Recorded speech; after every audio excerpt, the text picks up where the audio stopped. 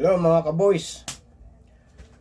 Mga kaboys, naniniwala ba kayo yung mga magulang na nagli, kung ano yung napaglian ng magulang, yun ang lalabas na sa bata? Halimbawa, napaglian mo maputi, maputi rin yung anak. Pag napaglian mo negro, maitim din yung bata. Pero mayroon din mga epekto na nangyari. Yung kumpare ko,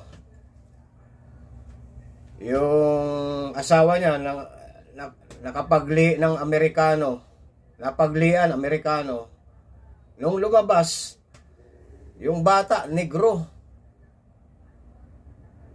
Isipin mo yun, negro. Yung isang kumpare ko rin, ang napaglian ng asawa niya negro.